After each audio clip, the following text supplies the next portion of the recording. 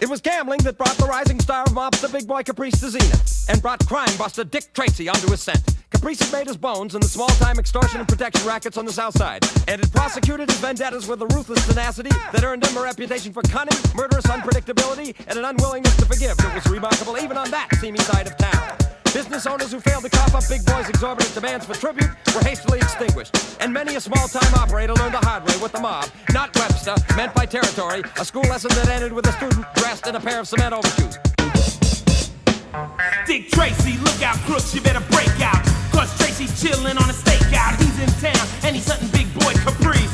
Tracy's on the CAFC, it's no win if you think about doing crime. Tracy have you doing time. Word. When he's dealing with hoods like Flat Top, he rolls solo, he doesn't need a backup cop. He just talks in the radio that's on his wrist. Pat Patton will hook him up quick. He makes his move, and such as is in his way will pay. Dick Tracy don't play. Caprice would scratch, claw, double-cross, and slaughter his way to the top of an ugly heap. And by the time he was there, his greedy eye would wander to the spoils of national control of the rackets. He was surrounded by a round-the-clock assortment of goons, pimps, shills, confident tricksters, flim-flam men, and later-jawed gunmen that responded to his every urge. Dick Tracy, a real man, no phony. He better watch out for Breathless Mahoney, cause this girl's sexy and I'm talking about super hot. And she's working on Tracy's soft spot. Tess True Heart is the one he's in love with. Gotta keep a cool head so he don't flip. But Tracy's too tough for that. He gotta get prune-faced numbers in the rodent pack. Influencing the thugs at the wrist, understand that Tracy don't quit till he gets his man, and I'm talking about them.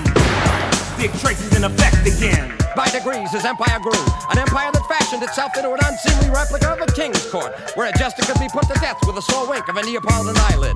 At a whim, he could bring a whole neighborhood to its knees, with a particularly unpleasant visit from one of his squads of amici di amici, or friends of friends.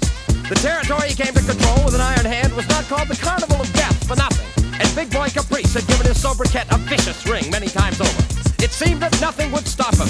Dick Tracy, not the one you wanna cross, boss. Step to him and you'll be needing smelling sauce, cause he's a COP on the JOB. So don't MESS with TRAC. Why? Cause Tracy's here to rock the place. Put away shoulders, the blank, little face, and any other crook that wanna break ill. You got a problem, Dick Tracy's the bill. He found a kid that they call Tracy Jr., a good kid, the boy's gonna go far. Sam Catchem is another on the right side, but if you're not, then fool, you better run and hide from Dick Tracy.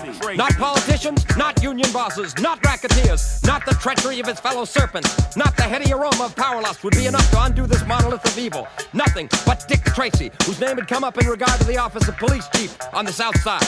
Tracy had handled the likes of Caprice before, and seen the hideous richness of other hoodlums end up behind bars.